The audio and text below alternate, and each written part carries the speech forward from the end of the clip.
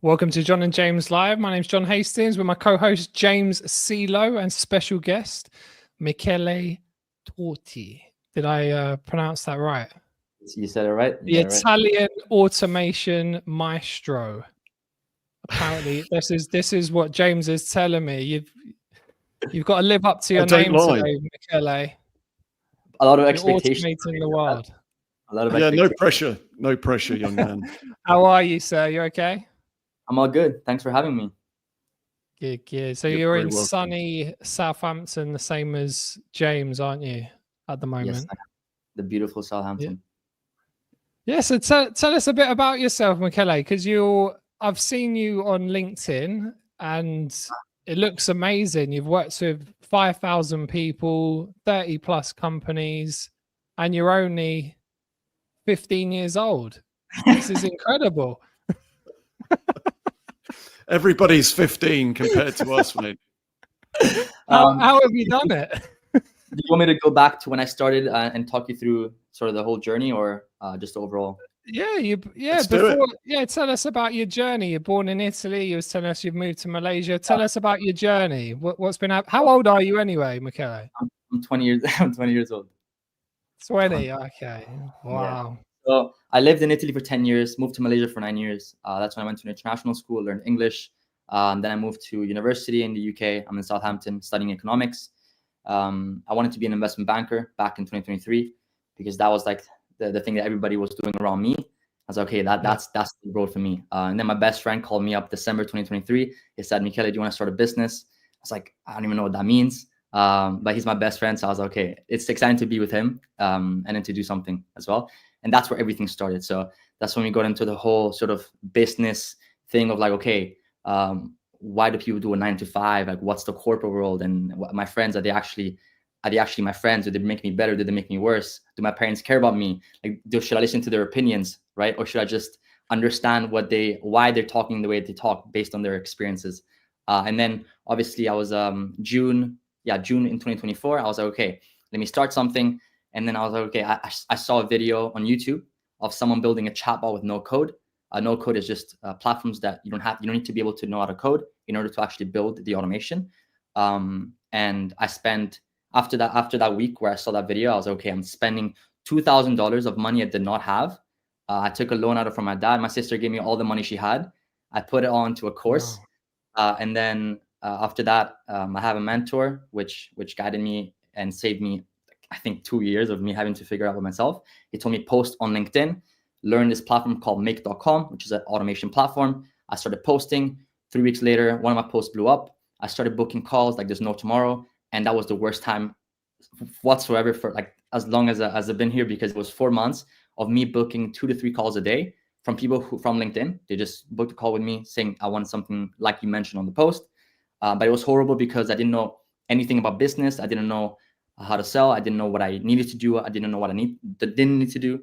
But now that I look back at it, I'm very grateful that I had experience because I got to learn a lot very fast. And that's where I was doing custom work for businesses, usually SMBs. That's sort of the range that I look to. And that was more custom. So I started with custom work because I wanted to see what brought the most value. Who do I like to work with the most? What made the most money, of course? What did I like to work with? Who did I like to work with? What did I like to work on? And then niche down. And that's where I niche down to now, where I help service-based businesses making between 10 to 50K a month in building client delivery dashboards where they can manage the whole agency. That's me. James, you was right. This amazing. Kid's no joke. Dude, James said to me, this guy is switched on. And just listening to you there, we've had different people on the pod, but I can just tell your energy, the way you speak. At 20 years old, you sound like a veteran. You know a lot more than us. You know about business already. You sound like have you always been mature, Michele, or are your parents entrepreneurial? Where'd you get this? I think the main thing. You give me that Iman Ghazi. Do you know Iman Ghazi? You give me that type of vibe, actually. Well, I know very well. Everything, like the reason why I am the way I am is because of the people that I had around, right? And that's the main thing for me. I realized that if I was around the wrong people, then I would have just done what they did. Because I'm still human, right? I'm still influenced by people around me. So I'd rather have good influence than bad influence. So I made it so that I bought myself into the places where I could get the better people, to then be able to be in a mindset of just getting the perspective to see where I could actually go, if that makes sense. I think the biggest thing for me, Michele, is listening to what you were saying was you just got going. You didn't think about, the business side of things or what the offering was. You just got all these calls booked. And it seems to be a lot of people that are kind of thinking, well, I've got to get everything absolutely sorted before I even start to do any outreach. And yet you've kind of learned as you've gone. And I think, just kind of pivoting that or turning that around into a different perspective. And maybe it's a kind of an element of having no fear. Maybe, again, not being kind of condescending in any way, but the age that you are, maybe it's just like this kind of falling into it, not thinking about the consequences of having this, maybe an element of naivety almost, but just having those calls being booked. And that's a problem that so many people would want to have. Yeah. No, you're right. I talk to so many guys who hop on calls after the workshops. They're like, hey, man, I love what you do. I'm trying to build a website because I need to launch my business. I need to launch my agency. Why do you need a website right now? Like, the first thing you need to do is just reach out to, there's a whole sort of journey that you go through when you build an agency. And the first step is not building a website. It's not getting everything together, because you're literally useless when you start. You have no skill. No one knows you. You have no value to provide. So there's a whole sort of a blueprint that people go through. And yes, that one of them is one of the problems that I see nowadays is people wanting to figure everything out, making sure everything's so perfect for when they launch or when they start. But yeah, taking action is literally the first step.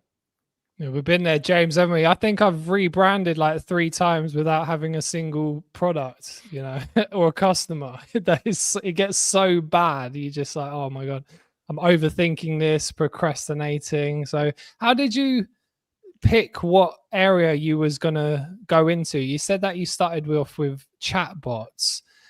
Is that something that you just fell upon, or was it something that somebody told you about? So when I wanted to start, so it was January when I started the whole sort of thinking about everything that I went to, like the whole mental spiral of a business. Or what am I doing? Do I actually know what I want to do? And then June is when I actually took action, right? So it was those months that I was just thinking about everything. And I worked in sales for a bit, doing cold calling, which helped me a lot in like getting rejected and stuff, which is good. Yeah. But how did I actually choose? It was literally through a YouTube video. I was gonna buy Iman Gadzhi's course. Now that you mentioned Iman Gadzhi, right? I was gonna buy his course to start an SMMA with one of my good friends. And then after we decided we're gonna do the SMMA, I literally went on YouTube and I saw this video that my best friend sent to me, like saying you should check this out. It's pretty cool. And that video, I was like, okay, this is unreal. This is unreal. And that's why I started with chatbots, and then you just go. My mentor told me what to do in that sense, like what to focus on in that. So that's where I decided. It's amazing, isn't it, James? Listening to that as a young smart guy, you just think maybe do you think there's a strategic advantage of being younger because you haven't got that built-in layer of pain and life, and you're coming at it with all of this tech is so new, so there's no real experts as such who have got like decades of experience into something. It's like chatbots the next thing. Now it's like AI and it's automation. It's a different software, different system. So you're basically on a level playing ground if you're an expert potentially if you've done like 6 months into something potentially. I think that there's 2 main advantages of being young right now. One of them is guys like you who look at me and you sort of see yourself in me in some way and you're looking to help. Like I was very surprised with how willing people are willing to help in that sense. 100%, yeah, like when I met James, because I met James in like a workshop, he was very willing to speak to me. And in that sense, like I thought people like you guys would never speak to young guys like me because you don't think we're good enough or whatnot. And that was like a breakthrough in terms of like a mental breakthrough that I had to go through. So that's one main advantage. Being young, people seeing you, if you actually take action, you have a drive, you show them that you can provide value, they actually see something in you and they help you. Then there's the tech side, which you're right. You can't be you can't have 10 decades of experience because it hasn't even been around for 2 years. It's not even been around. That's the thing. Yeah.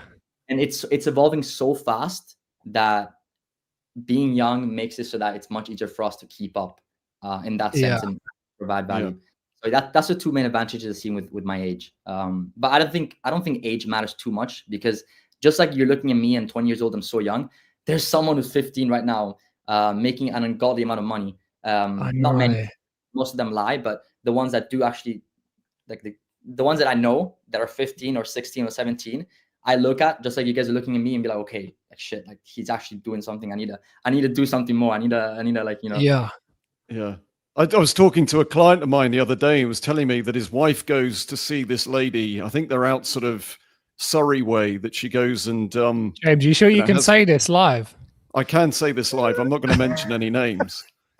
But she goes and gets her eyebrows kind of this sort of blading thing. So the lady that she goes to see, her son is like 14, still at school, and he's doing like over 100K in revenue just repurposing people's trainers. So he'll take, like handbags, trainers, he'll refurbish them, send them back out. And he's like, I don't need to be at school. And they're having to fight to keep him in school because he's making so much money. I mean, he's 13, 14. And he's starting to, employ other people to basically be his workforce. No, I love that. I love to hear it. But just think of that, right?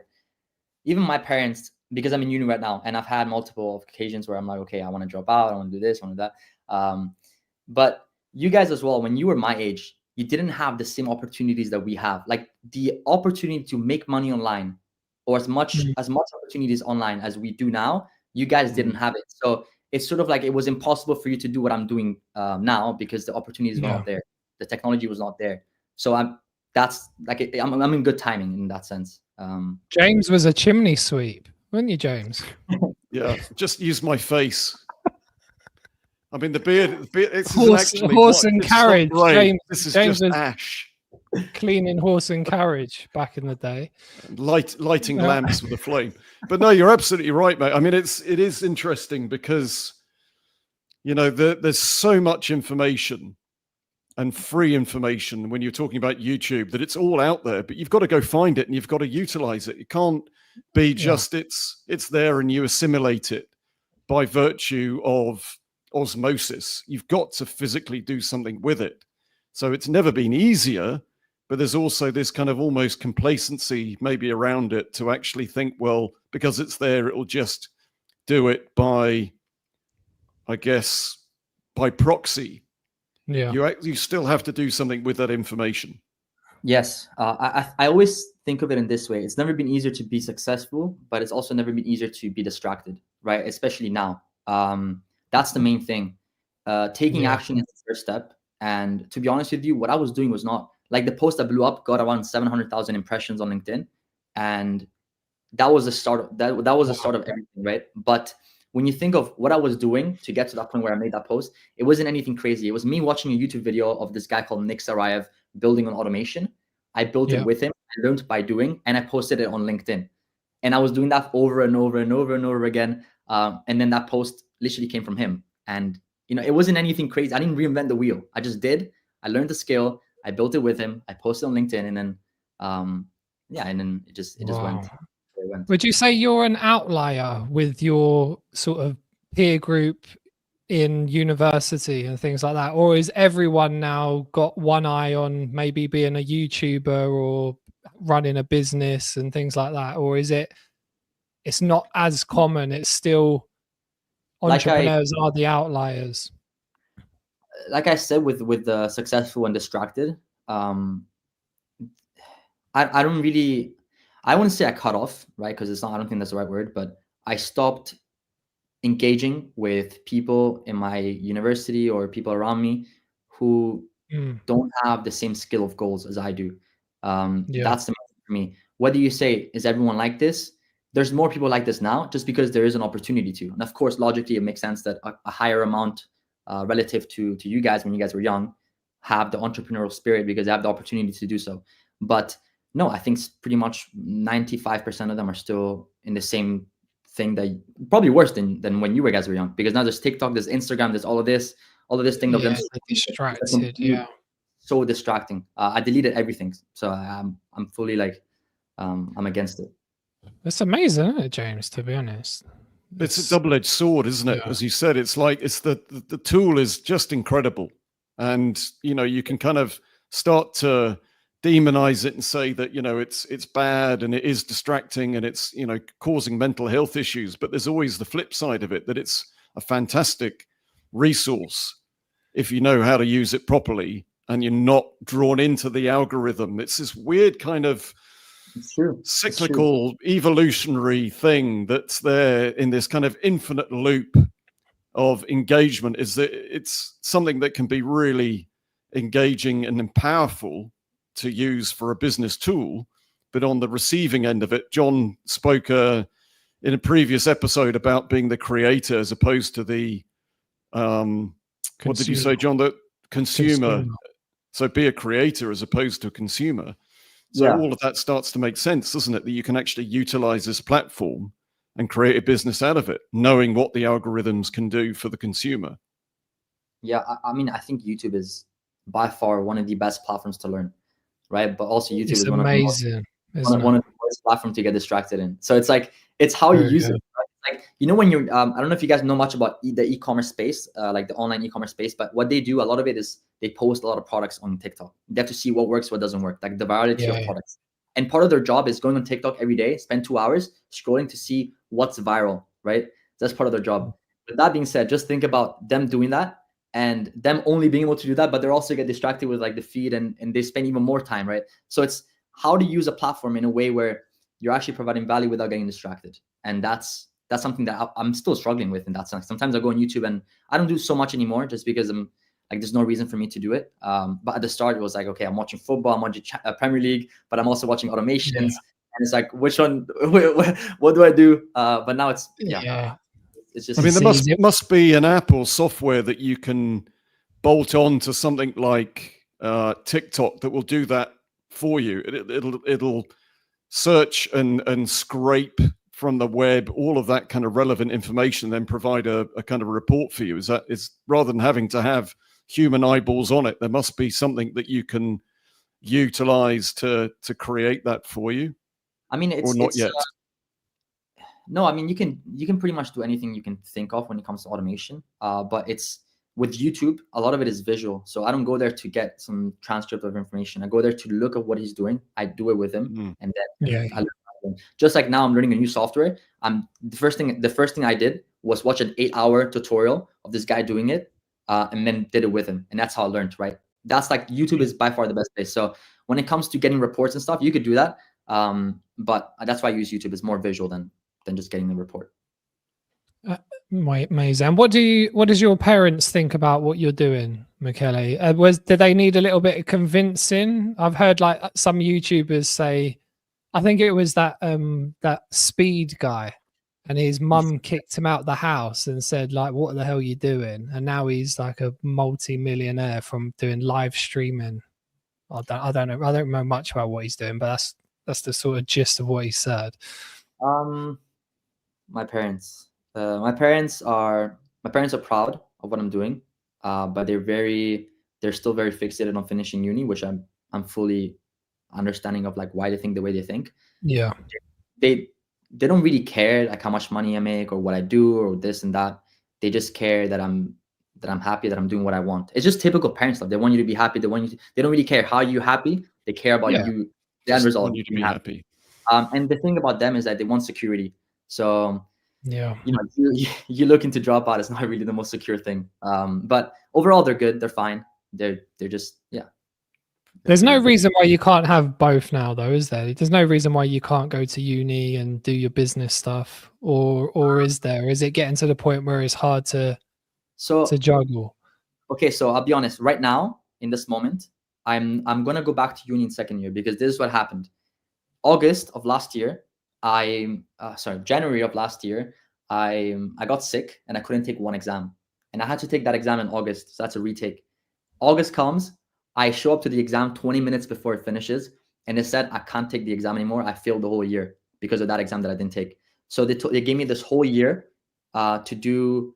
I was very mad, but then I was like, okay, this is a blessing in disguise, because now I have the whole year to figure everything out, to not figure everything out, to have, like, for the agency or whatever I wanted to start.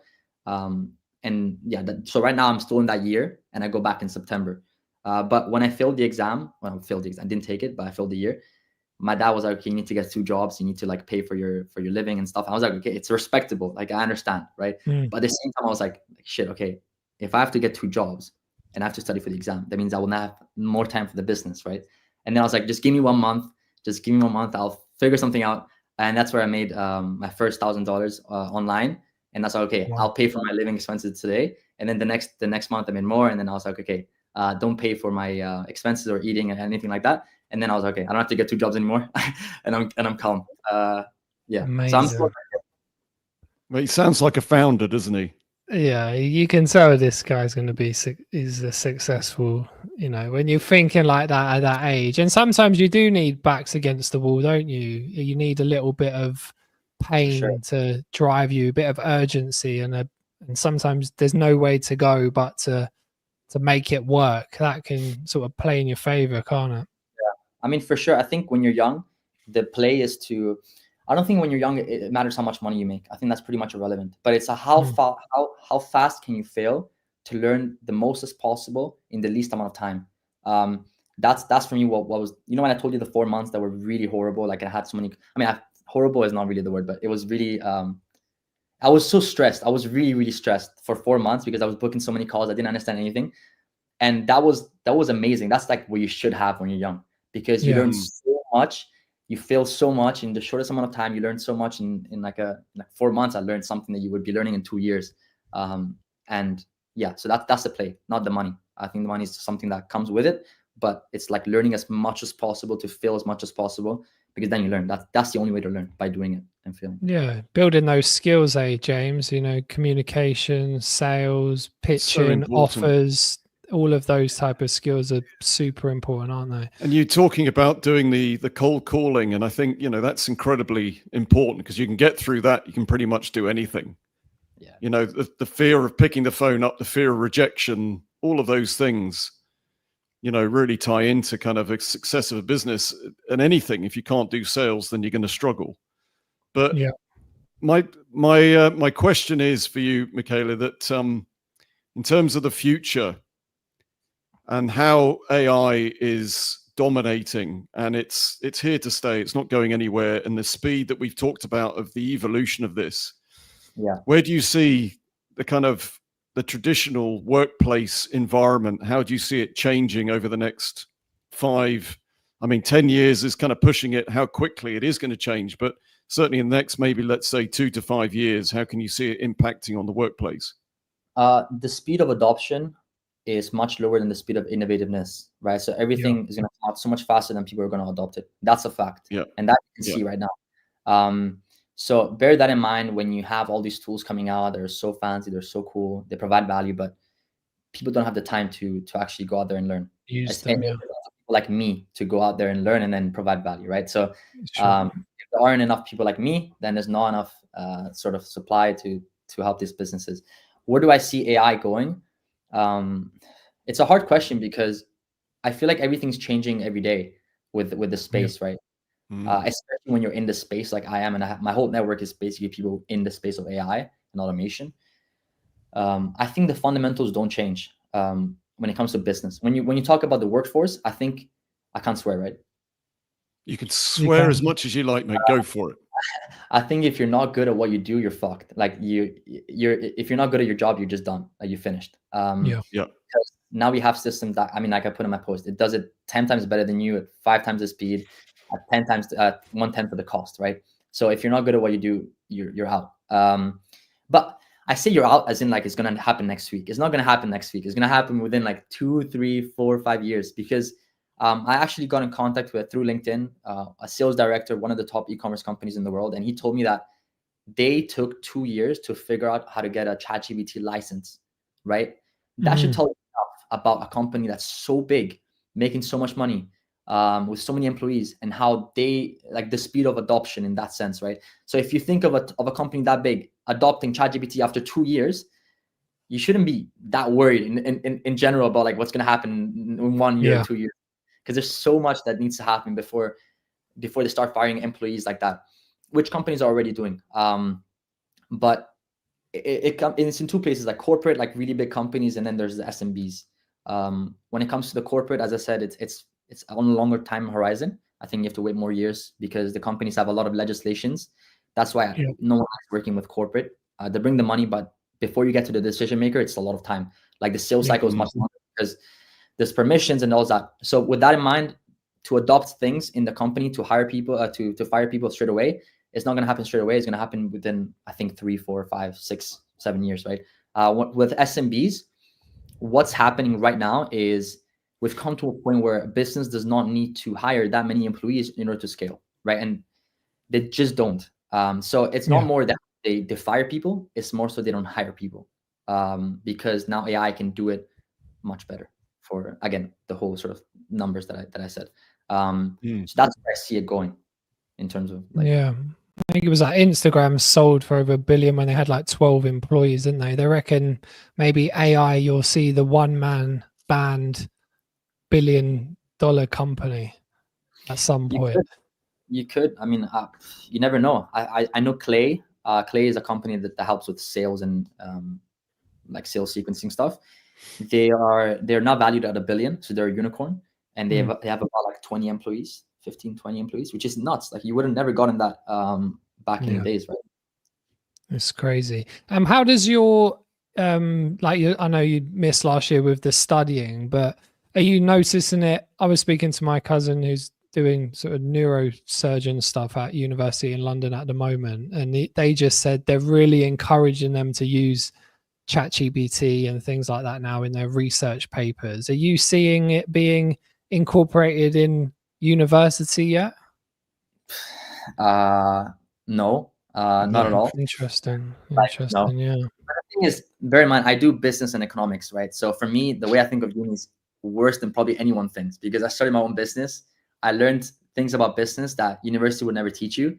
And I mean, I'm going on a tangent here about why I hate uni, but it's important. We've talked about the schooling system. I think education is something that's going to be majorly disrupted here, isn't it, James? Think about this, right? You're in a lecture listening to someone teach you about business when they've never, ever started a business themselves, right? Yeah. Which is like absurd. It doesn't make sense. Plus, when it comes to like the economical theoretic models that they teach you, it's all theory. A lot of it is something that you can apply to the real world, but there's no practical stuff. It's all theory. It's all books. You remember, you forget, you do the exam, you finish, and then when you work in an investment banking job, when you work in asset management, accounting, whatever it is, you end up using nothing of what you used. I'm telling you this because my dad is a CFO, and he said that he used nothing of what he used in uni when he does his job. And I've got enough evidence to show that whatever you learn in uni is most times is irrelevant, at least from my course. When you do dentistry, medicine, you need a degree. And that's but do business and economics. I just think it's useless, like for what I want to do, and also for most things that you're going to apply to when you go in the workforce. So I think, James, is it more applying yourself? Is that what it is, to tick the box to show that you can apply yourself over a long period of time? If you've been to like a prestigious uni, sometimes that's a tick box for investment bankers and things like that, isn't it? So it's kind of what it feels like, doesn't it? That you've just managed to spend 3 years applying yourself to something. Yeah. And then come out at the end of it with a degree. That's what it feels like to me. I mean, certainly if somebody came to me and they didn't have a degree, but they'd been to, I don't know, Kenya and built wells, they'd sort of volunteered, they'd done things that would show me something about their personality, I'd be much more likely. Who goes to Kenya to build wells, James? Is this your posh friends on their gap year? It's you can tell James went to private school. Clearly a social status thing. Building wells in Kenya. Building wells. What would they do in the council estate then? Shoplifting. What would be the equivalent? I give you a job if you can show that you're very good pickpocket. Overall, I would say within the uni thing, I don't think everything's bad, right? I just spoke about the fact that it's all theoretical, it's not practical, but I think uni is good. So the way that you approach uni needs to be different from back in the days, because back in the days a degree was enough to get a job and to do whatever you wanted to do. Now it's I don't think uni is useless in general. I think what the material that you learn is useless in most ways, but one, uni gives you the opportunity to fail. It gives you the opportunity to be a student and to have the opportunity to do whatever you want to do. I think that's good. Plus, you get to meet people in uni, which are good people to meet, I'd say. For me, it hasn't fully served me well, but for a lot of universities, it's good that you, like, the people that you meet are good. But also, if you want to go into finance, for example, when you start uni, you can't just do uni. It's uni sided with internships, uni sided with practical stuff. Yeah. And the thing is, for my university, they never incentivized us really to go out and get those internships and do things like that. So it's sort of like you're on your own. And it all comes down to people, like the people that if you want to go in finance, surround yourself with people who want to be in investment banking, who've already done it, right? And they tell you exactly the ways to go. But yeah, I don't think uni by itself is the most useful now when it comes to my degree. Louis said, John, you make the best points, apparently. Very good points from John. It's not exactly Michele's what she said. Okay. And she's saying they are very good points. James talks Michele rubbish. saying. Thanks, Louise. Yeah, appreciate that, Louise. You've got to sabotage it, mate, haven't you? You've just got to bring it down. But I think the education system, Michele, is a super interesting one because it's so expensive as well, isn't it? Like I said, I speak to my cousin yesterday, and he's an international student, and his dad's paying like 40 grand a year for him to be, at a university in London. I'm just like, whoa. Yeah, that's pricey, isn't it? In the US is worse, right? Think of the US. I have friends who are paying 80 grand a year, dollars, which is an unhealthy amount to pay. You know what I mean? And most of them are in student debt. Luckily, I mean, I'm international, right? So my dad pays 25,000 pounds, I think, a year to go to uni. But I mean, he doesn't. It's a lot of money, isn't it? It's crazy. Yeah. It's crazy. My wife's a doctor. She said that it was like £800 a year. That's what it was to do her studying, which is just insane. James, yours was about £1 million a year, wasn't it? At your private education was. James was going to be in the Navy. Look how I turned out. I mean, what a good resource and money. It was wasted money on you, James, wasn't it? I think I'd ask for a refund. Can I ask you guys something? What do you guys see? Because I'm in the space, I see what happens with the businesses that I speak to. But what do you two see when it comes to AI specifically, and how the businesses that you're surrounded with, how they adopt it? Like, what do they think when it comes to, like, what should I do when I want to adopt AI in my business? John, do you want to field that one first? Yeah, I spoke to a guy yesterday in recruitment, and they just said they feel completely overwhelmed, and they are part of recruitment groups, and they're saying that they're basically just going back to basics and sort of burying their heads in the sand and not really thinking about it on that side. I know accountants as well. We was at an investment company, wasn't we, a few months back, and there was a lot of accountants and lawyers there, and they're sort of peeking in from the outside, but they're not really making any, like you said, it's relatively slow in terms of the adoption. And with accountancy, I guess they're probably thinking, man, is this going to automate my job? This is not good. So I used to work had a contract at a corporate, and I know internally people were trying to slow things down because the fear of losing their job. So it was a thing because, who wants to automate themselves out when they got a mortgage to pay and kids to feed? It becomes that catch-22, doesn't it? So I don't know what you think, James, on that side. Yeah, I think there's always going to be the purists. I think there's the people that are always going to kind of fly the flag and have the banner for the human element in all things.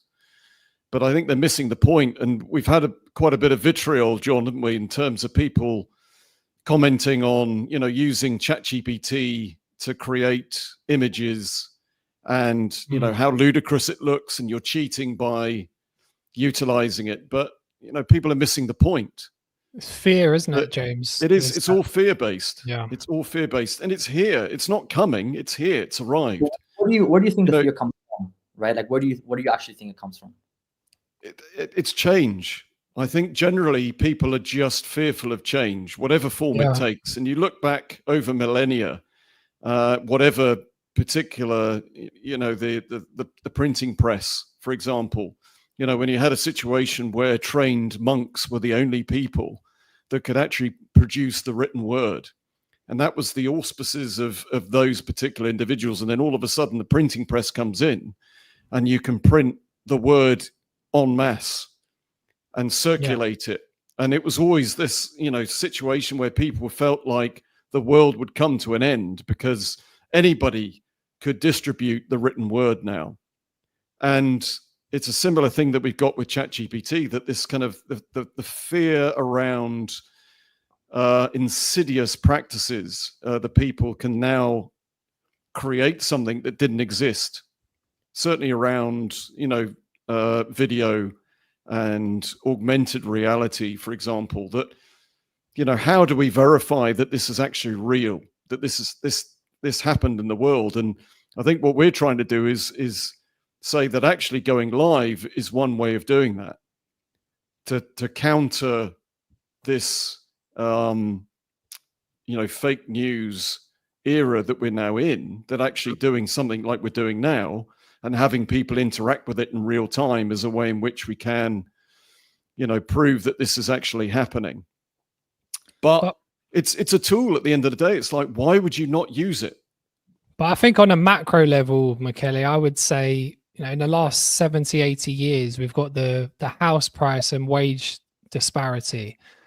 You used to be able to be just a normal guy, have 3 kids, normal wage, have a house, live relatively comfortably. Now, the house prices are just outpacing everything else. The market's commoditized. The wages are relatively stagnant across the board. So people are there's a lot of people hanging on. If you're really at the top and you're doing well and you've bought property and you got a good job, you're okay. But there's probably a good 90% of people are not in those positions in normal jobs like nurses, firemen, relative, IT workers on 40, 50 grand a year. And they're scared. I think it's just more fear, I would say. What would you say, Michele? I think fear comes from the lack of education. I think that's truly what it comes from, in my opinion.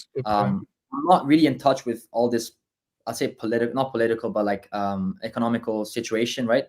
I'm more so in touch just with the business side, the application business side. I think most of it comes from people not really knowing. They hear, but they don't know, right? And the problem is that there's a lack of supply of education when it comes to AI. And a lot of the education that comes through is bullshit, right? So it's like, how do you know what you should listen to, what you should not listen to? Because I see all these ads of people saying you can make $100,000 with ChatGPT, and I know most of it is bullshit. They're just spamming ads. They're just getting people to in a funnel. They're doing the sales call. They've closed them, and then that's it, right? But I think fear comes from education. I think more people need to be better, provide more value in their content, in showing people what they can do. I think people, as I said, either you're not good at your job and you're done, or your job isn't just valuable enough to the workforce where AI can take over and systems can take over. Because businesses, the founders don't really care about you. They care about their own business. They care about, is the business growing? Is it making more money? Are you dragging me down or are you dragging me up, right? So if you're dragging me down, I'm going to replace you with something that's much better. So with that being said, what should they do? They should learn the skill, right? When they say AI is not going to get replaced by people, are not going to get replaced by AI, but people who do use AI are going to get, like the whole sort of thing. I think it's true. So people should probably learn how they can use AI to at least help with their job, help with what they do on a day-to-day basis, because they're not going to get replaced now in 1-2 years, maybe 4 or 5, in my opinion. But again, fear comes from education. And I try my best to show people. I think YouTube is great for people to learn. The workshops are great because it's very interactive, right? The people that I had a workshop with 1,500 people at once on one call, and they were just asking questions, and I was answering questions, and I was showing them what to do in that sense. And I see a lot of fear, even in the US. There's a lot of fear. Like people are scared, and it's only because of the press, because of what they hear, but they don't really know, right? The press just puts the most like insane stuff in front of them, but reality is you never really know what's real in that sense. Like it's pretty hard to know what's real and what's not real, which is a problem. But I think it all comes down to fundamentals. I think if you're an individual that has a business, you should look to, and we can go into the practical side on how businesses should start adopting automations and AI. But if you're an individual that has a job that you see, okay, my job is probably going to get replaced, then learn things that you can actually leverage to provide more value, or to just help yourself with the work that you do. And I think the skill of, I mean, learning AI is so broad, so I don't want to say that. But yeah, help learn your tools, and if that makes sense, like I think that's a good point, to be honest. I think, what point. else can you do but try to adapt? Like, nobody's going to come and save you, are they? Maybe there might be some utopian future in the next 100 years, who knows, where robots save us all. But at the moment, we're in a tricky one. So this was Patricia. Y'all aren't using it with respect for humanity. The printing press is a lame example, James. So Thank out you. of touch and balance. I'm sorry, Patricia. Yeah, James is full of lame examples. Yeah, it's my age, Patricia. I don't really do get. remember when the printing it, press came in for the first time. You're gonna have to expand on that. Do you understand that one, James? Yeah, no, I think it's I think again it's that sort of situation where we are concerned for human interaction, how it can either replace or impact on the way that people interact with each other. So I think that's the kind of the respect for humanity bit. And clearly the printing press, I thought it was a really good example, personally. Yeah, I'll give you that one, James. I'm with Patricia on this one. Yeah. You're with Patricia on it, not against me. Thanks. Louise Baker. James, you want to do this one? Process is process. AI doesn't fix your lack of clarity. New solutions are really amazing in health tech and robotics. Absolutely great. Solutions out of great data insights. All great, but you still have to run the business. I also think that social media focus has taken us away from the real learning. Yeah. And also, she said, I'm fascinated by helping people try to understand what's real and not before it's too late. Yeah. What do so, we think, Michele, chaps? do you think it's all a data? Is data a big part of what you're doing now, or is it more automation flows? What do you mean by data? How to do things? What do you mean by data? What kind of data? Like collecting data, statistics, A/B testing, figuring things out, or is it more the workflow of systemizing? So, okay, we can get onto my step process when I help a business here. Help us. I don't use us as a case study. Yeah. Here's a problem, right? Here's a problem I'm solving here. Let's start with the problem and the solution. The problem in itself is that agencies right now, service-based businesses, to manage their agency, to manage their processes, they either run on Google Sheets, right? Or they run on 5 different softwares. They have an ungodly amount of expenses with softwares, and they have no real managing things, right? No real connection. Nothing's connected. Everyone doesn't know what they're doing. It's scattered everywhere. So I work with businesses who have come to a point where they hit the capacity into the amount of clients that they can take on, and we look to create systems where they're able to scale. Because most agencies that I speak to are not able to scale because they don't have proper systems for them to be able to scale. So what do? I come on a business. I help them. John, that was a good question. Good job, John. I'm going to leave that one up, okay? Yeah, I'm going to take that one down. So sorry, thanks, Louise.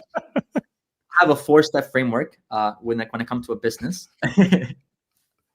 And the first step is auditing the workflow, right? Auditing the business in itself. I think that's one of the important things. And that's one of the things that people miss when they want to implement AI into the business, is that they get straight onto looking for tools that are cool, right? But my thing is, what are they doing, Michele, at the moment? Are they doing, because James talked to me about Google Sheets this morning. So you saying James is doing something wrong there? It depends on what stage you are. It depends on what stage you are. Is it like Zapier, trying to zap everything together on some? Not really, no. I use a software called Notion, but it's essentially a software where you can create a whole dashboard for an agency to manage their clients, projects, tasks, team, finance, everything included, right? Yeah. All in one place. I've heard of this. I don't know what it is. Can you?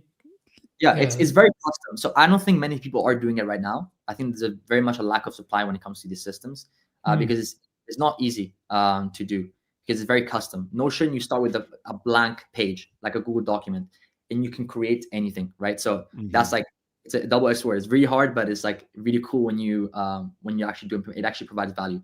So my first step is auditing the workflow. Again, one of the things people don't do, they go look for tools. They don't look for problems to solve. They just go look for things that they think could impact them. So auditing the workflow just means me and the business owner on a call together. We looked on a flowchart platform like Miro, and we break down their process step by step. So sales process, where do you get the leads? Where do they go? How is the onboarding process like? What's the project management like? How do people know what they're doing? What are the tasks for each client? What different things you need for each client? And scope everything out. So we use scope as a way to just say, put it down in step by step. So the auditing part is very, very important, and businesses just pay for auditing, right? Which should tell you enough about the importance of it, because it allows businesses to see what is their process right now, because a lot of people don't take a step back into their business. They just do, right? So this is an opportunity to take a step back from their agency or business, see what their workflows look like, what their processes look like, and then they're able to visualize their whole agency in one place, right? On one call, for someone who's done it for a lot of businesses.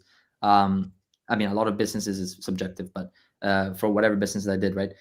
And so you audit the workflow, you see what you can sort of get out of it, of the whole process: onboarding, project management, sales. And then you go down to the implementation. That's on your LinkedIn page as well, isn't it? That first part, people can, because I looked at it on the Miro and I thought, oh, this is brilliant. You've got little boxes with the arrows and things like that, things attached to each other. I think we need to do that, James, don't we? We do. Can you share that, Michele, on yours? Are we able to get like share my screen? Up? Yeah. Can you share your screen? Yes. Let me see. Take care, Louise. Thanks, Louise. Appreciate your comments. Bigging up John. He needs all the help that he can get. Again, I know, I know, Louise. It's a good question, wasn't it? I can show you. They don't happen very often.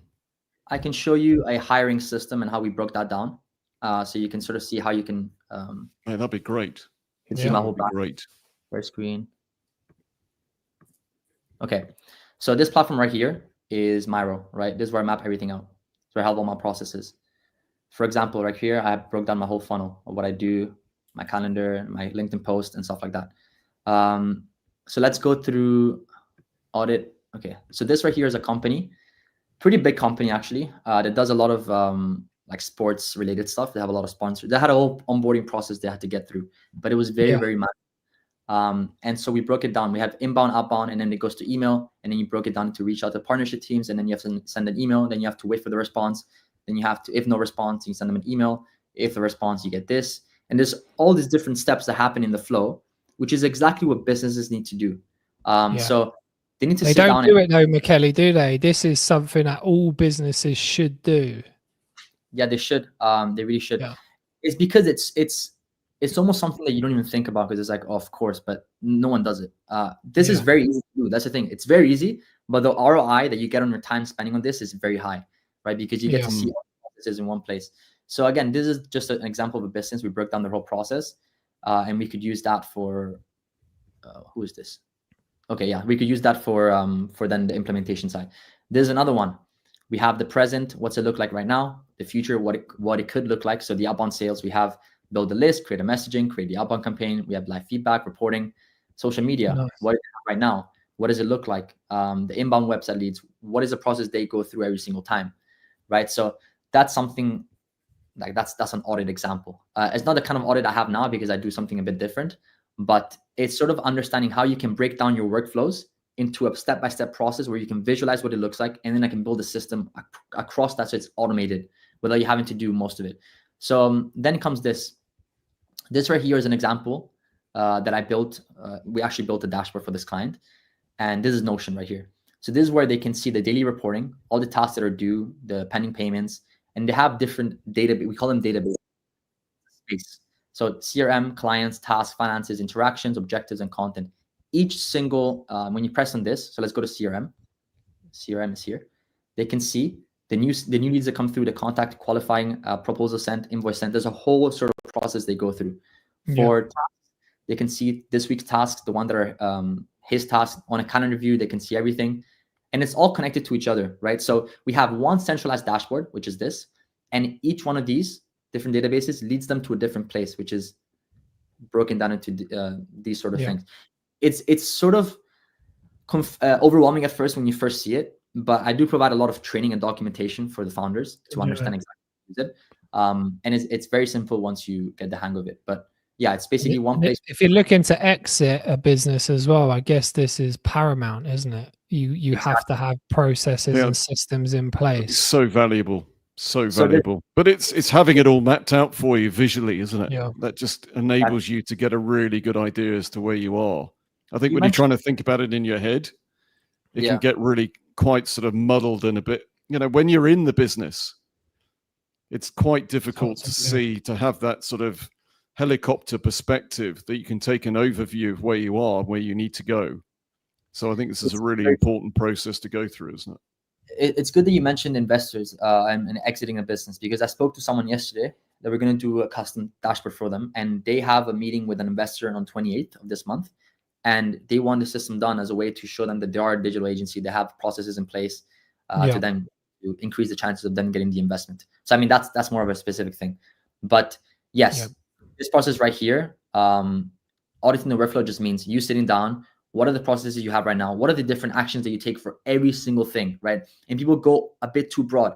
Like, talk to me about every single step that you go to. Like, do you talk to Susie? Do you send a message to Susie? Then you talk to James, and then you talk to John, and then what's the whole process you go through every single time for each client, for each project lead, whatever it is that you have. And then we map it out, and then we can start the implementation and actually building the dashboards out for this client. So is this is Miro? This is like your workflow chart, and then you do most of the automation through Notion. Is that right? So yes, so we have Notion. What is Notion for everybody out there? I don't know what it is either. Do you, James? Yeah, I have heard of it actually and used it as well. No, you haven't, James. I have. I have. So you use it every day, James, do you, before you go to bed? Every other day. So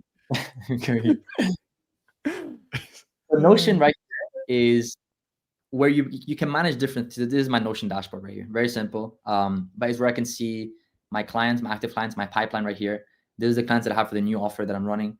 The databases for my thing. So let's say we have a build hub, which I'm building just example Notion databases. Yeah. And it's basically a place where it's so custom that you can build dashboards, right? Where you can see everything there. It's very custom. So I don't really know how to explain it in one way, but it's very custom. It's just like a Google Docs that's on steroids. So you can build tables, you can build databases, you can link things. You can build automations within Notion, but automations also can be done on make.com. That's for more advanced automations. Make.com is like Zapier, right?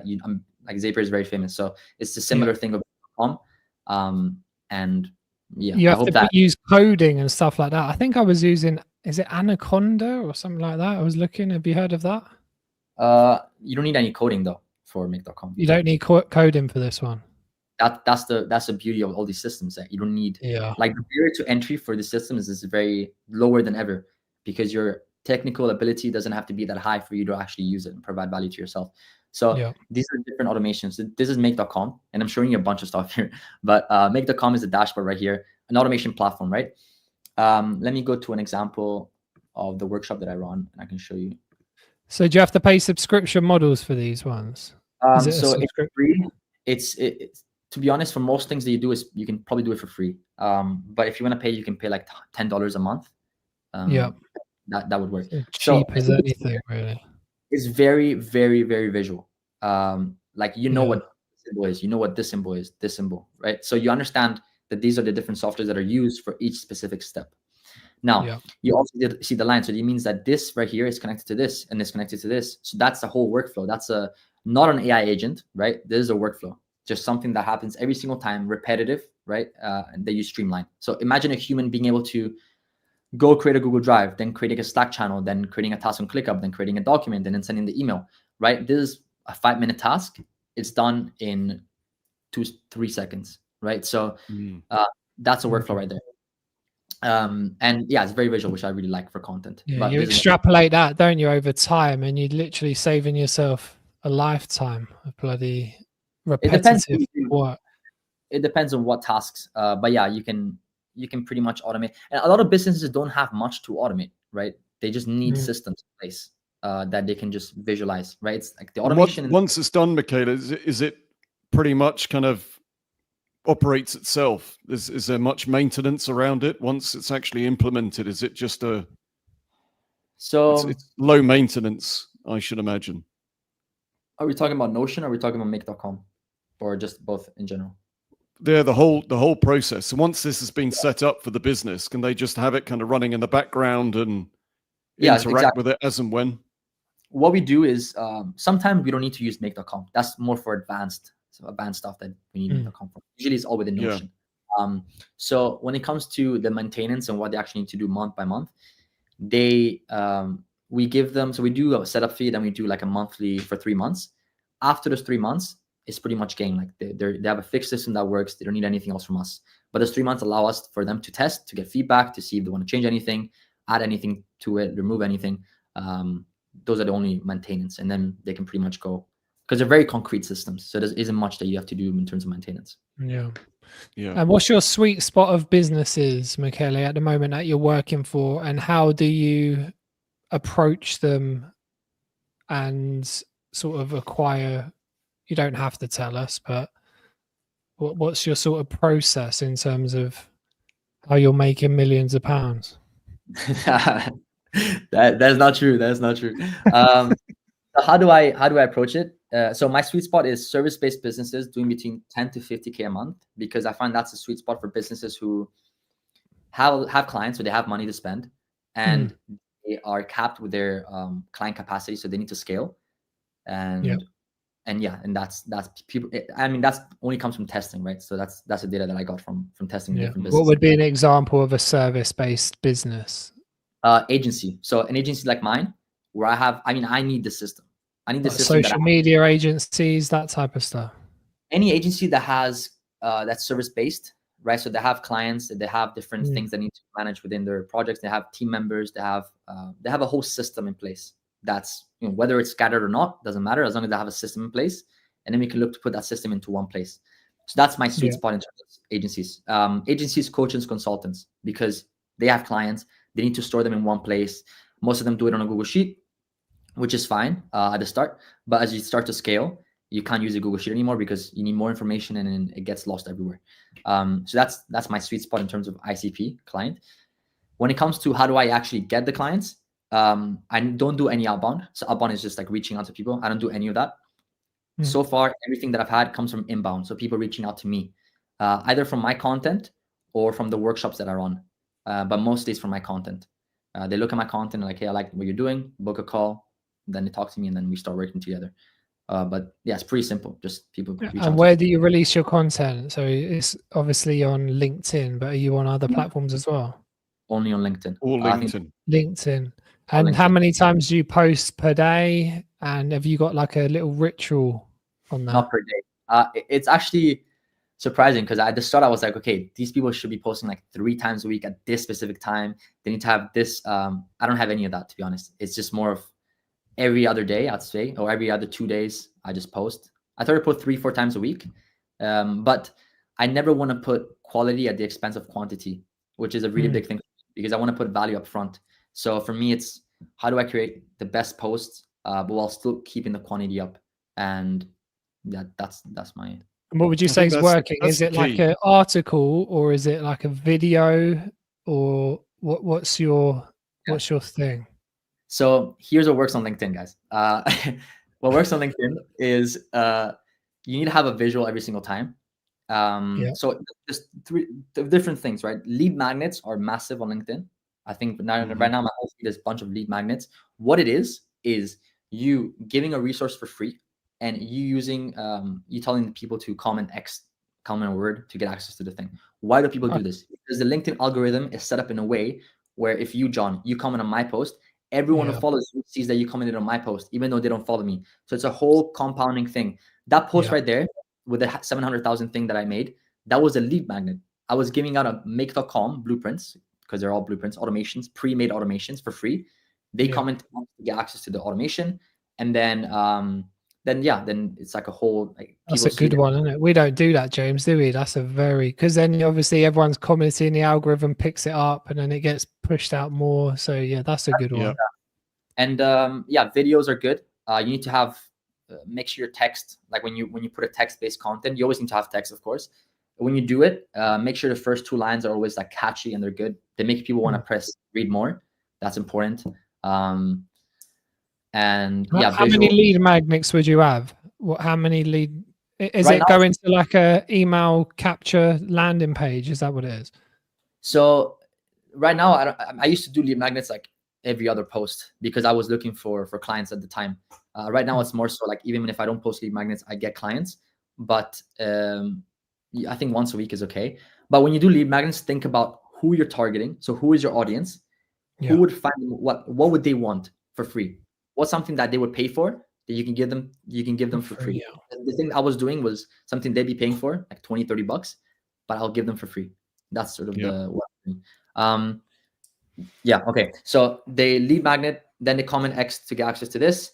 Then you either go through yourself like I used to and reply to the comments saying, yes, I'm going to send you over. And then you send them a link, right? The link contains the blueprint.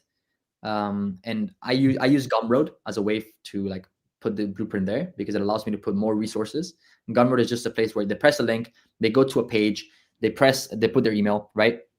Then they press, okay, give me the blueprint. Then they get a page where it has the blueprint, how to set it up, an explanation of what it is, and that's it. Now, with the email that they gave me, also a few times before they actually get to the blueprint, they see if you want to book a call, you can book a call. If you're like this, and if you're making this much money, if you're an agency, if you're, like the whole ICP, and yeah, with the email, then I have newsletters that I run every week, and that's sort of just nurturing, showing like different things in the AI space, what I hear from clients, like some value and stuff like that. And the business models, are they shifting, Michele? Because I see like Iman Ghazi moving away from agency. I half watched the video, and is it more like the community stuff is the holy grail now, or high ticket, or is it low end and volume? What's the deal in the young space at the moment? I'm gonna be honest, I didn't realize this, but most things you see online are such bullshit. Like, it's not even funny. Like, it's not even funny. The thing is, I used to say like, yeah, when I heard this, I'm like, yeah, for real. But when you're actually in it, when you meet someone who's like big time on YouTube and you actually understand the shit that they have on the landing page, which is all false, then you actually understand that it's bullshit. Now what works is people understood that the lucrative opportunity is in the educational space, right? So what people do, courses, correct. So what people do is they make 10K in 1 month, okay? Then they make a course on how to make 10K a month without having made 10K a month multiple months, right? They only need to make it once. Then they make a course teaching people how to make 10K a month doing that specific thing. What doesn't matter what it is. And then they spam ads. So they have ads with their, I made 10K a month. Here's a Stripe. So Stripe is the process where like you can show all the payments. Here's a Stripe link, which shows millions, but the millions come from the course, not from the agency. So they lie to them about the agency that they built. And then people get funneled. And then obviously it's a whole repetitive thing that goes on. That's the bad side. On the good side, there's some courses that are good. Of course, I mean, I bought a course, so I can't shit talk everything. But what works in the space, in the online community is, usually is just making an offer, making a landing page, having ads, having content to nurture the leads while they are waiting for the call. So let's say you're a YouTuber, right? You post on YouTube, you get some leads from YouTube, but a lot of the YouTubers don't get most of the leads from there. They get the leads from ads that are running for the offer. So they have YouTube, they have the ads that are running. The ads, people sign up for the ad, they get funneled into a landing page, which has a VSL. A VSL is just a video sales. It's just a video of them saying like, we guarantee that we can do this, this, and that in this amount of time. Here's some results. Here's the whole process that we go through. Then below it is testimonials. So, I love working with Michele. He's amazing. And then below it is a booking link. So that's where you book the call. I'm telling you the whole process of every agency that's out there. They Just book the giving link. it away. They're putting the time, they're putting the details, and then they press run, and then they have the AI agents on the other side. This is where AI comes in. They have the AI agents to the SMS. They're DMing them to nurture them, and obviously it makes it seem real, and a lot of people do believe that it's real because they're good. They nurture them, and then you have the cold caller or the closer calling them an hour before as well to make sure that they show up to the meeting. They show up to the meeting. They go through a whole sales framework that the closers are built for, and then they get closed for usually a good ticket for ads, because ads is expensive. You usually get like 300 per qualified book call. So your ticket needs to be at least like 5 to 10K. They get closed 10K on a 10K offer. Sometimes it's split into payment plans. Sometimes it's upfront. And then they get closed, and then the whole service begins. That's the whole funnel of all these online agencies that you see out there. That's a true funnel. That's what Iman Gadzhi did. I don't know whether Iman Gadzhi actually made all his money from the agency. I think most of it came from the course, but I think he's so smart. I think he's a very smart guy. And he just invested in WAP, which is a platform which helps people like young people or wanting to start an agency just go out there and start it. Yeah, I've seen that. It's because we're interested in Whoop, and so WAP comes along. It's like, well, what's it? It's not Whoop. It's not the same thing. It's not the same thing, mate. It's not. It really isn't. Very different. Yeah. So what's big then, Michele? Just a last point. What's big in the space? Say you're a middle-aged, ugly man like me. What should I get well done, involved mate. with? Well you know, done. my job's unstable. I'm looking online. SMMA, I think that's what it was called, was big maybe 5 years ago. Have people missed the boat? Should they do social media marketing? Should they start really homing down on ChatGPT and all of this automation stuff? Where would you guide people? What can they do? I mean, I think ChatGPT is a tool. It's not something that you necessarily make money directly with. At least if you want to build a real business, you can't build it off of ChatGPT. That's just not how it works in like the agency space. When it comes to what I think is lucrative and actually provides value, right? At the end of the day, providing value is the main thing. Is obviously the AI space is the place that you need to be in. Like that's non-negotiable. That's the place that you need to be in. I don't care what it is. And the thing is, there's so much opportunity out there. What you have to do is understand, because you guys have a warm network, right? I didn't have that. So I didn't really know any business. I didn't have any friends who had businesses. Understand, get patterns on what businesses need, what they're struggling with in that sense. Yeah. And build a solution on that, right? Test it. And it's just the same sort of thing. Just a vehicle that you actually help the businesses with change. To do it, yeah. But yeah. The same old problems, but just a different solution path with utilizing AI automation, basically. Yeah. It's like the AI agents that are really big out there right now. Everyone talking about AI agents. A lot of them are not even AI agents, and they're just something that you would never deploy in a business because they don't work properly, but they're very good for the media, right? So that's how people get clients. It's like, it's actually funny because I'm in this space. I see so much bullshit out there. It's actually not even funny at this point. But yeah, just stick to the fundamentals. That's the main thing you should worry about. Nothing changed. Trust me, like nothing changed. At the end of the day, you hop on a call. You're just trying to understand what's the problem that you're having. The way that I solve it is completely irrelevant, right? It's completely, you don't need to know about any Notion stuff. I'm just telling you, I'm going to give you the outcome for the problem that you have. We can go into working together, and that's it. Just like always. But I can do it at 10 times the speed, 10 times better, at 1/10 the cost. But we don't want to miss the boat though, do we, James? Because we've both, I think you wasn't alive, was you, Michele? When we saw the entrance of the internet, mobile phones, and at the time you sort of just see it and think, oh, okay, that's nice. This looks okay. And then we had social media come along, 2008, say it started to pick up a little bit. I didn't really pay too much attention to it, but if you go back in time, you just think, oh gee, why didn't I just do a Facebook page when you could just do one post and you get like 1 million likes? And why didn't you just do this then? Are we at that stage now with AI where we got to be thinking? It's like, but it's like saying, oh, I wish I invested in Bitcoin when Bitcoin was like very low, right? Like you wish you did everything, but I think that I honestly think yes. When you ask me that question, yes, you are at that point now. Can I ask you guys, like, I want to provide some value to you too, in terms of, I want to understand what you guys do. Like, what's the podcast here is to provide value to people, of course, but is that the main thing that you guys do? Do you have a business outside of this? I'm assuming you do consulting from what I saw on you guys' LinkedIn, helping companies, health tech companies. Am I wrong? Yeah. So tell me more about we that. are. Yeah. So we're setting ourselves up as the kind of conduit for conversation. So in order for a business to communicate what it is that they do in an authentic and open way, like I was saying, sort of doing a live just adds that kind of credibility to it. And having people coming on, asking questions in real time, just enables people to make that connection with an individual or a brand or whatever. So going live, we've discovered this is something that we can do. Yeah, it's a skill. Quarterly, it's an ability. Research reports. Yeah, on there, and also disseminating the kind of ethos of the business down through to the staff as well. So you've got employees there that maybe they're not entirely sure why they're working at a particular business. So it's a way in which they can translate the ethos, the mission statement of the business down to the employees as well. It was sort of so facilitating customer engagement, aren't we, James? Customer engagement, employee engagement, facilitators with quarterly research papers on specific niche topics. So at the moment, we're focused on health tech.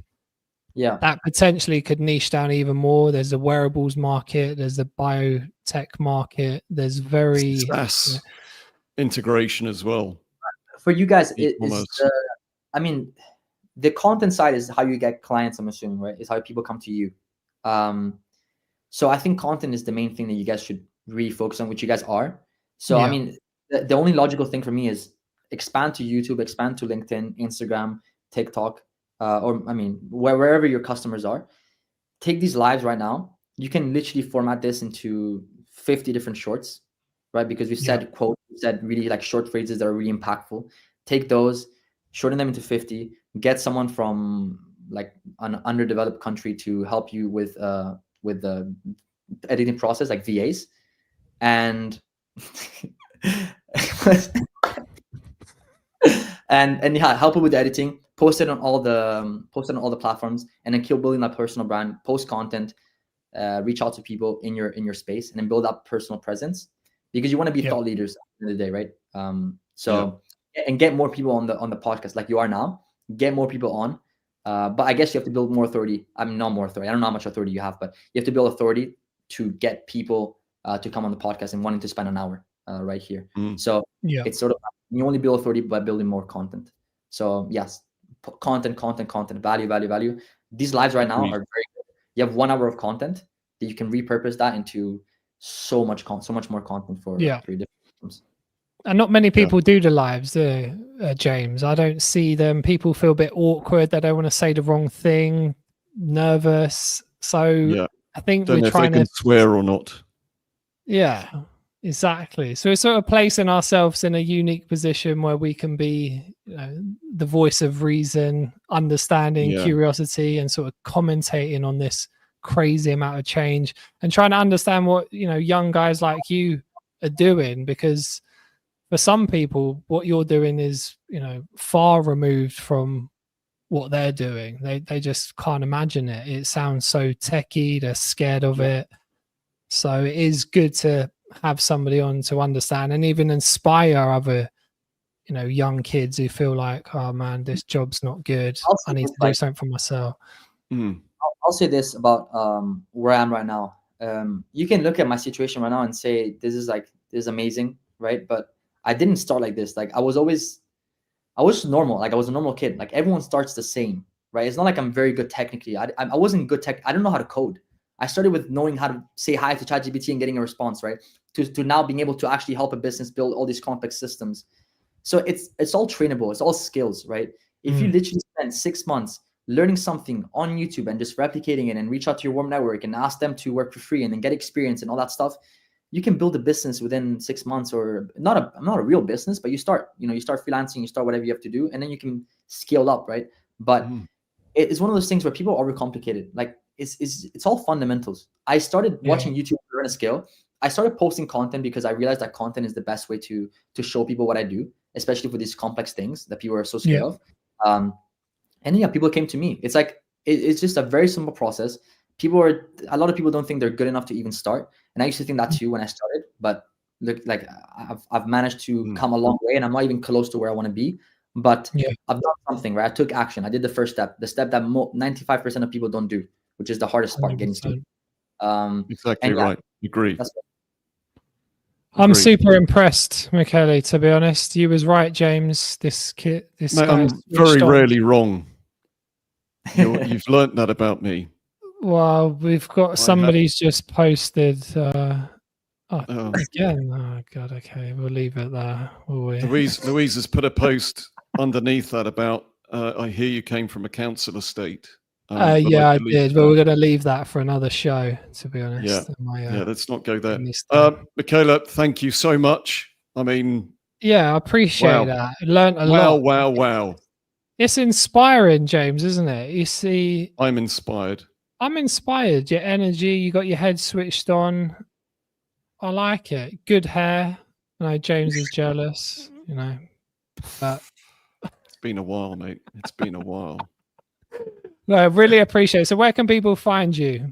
Okay, is it all on LinkedIn? Yeah, everything is one place. Everything on LinkedIn. Yeah, so we'll leave your all your details below there, so people can contact you and automate up their business and change their lives. Awesome, fabulous. Enjoy the rest of your day, Michele, and stay around anyway when we come off the live, and we'll have a chat. Awesome. Thanks, guys. Take care. Good. Take care, everybody. Bye bye. Have a great Wednesday. Bye bye.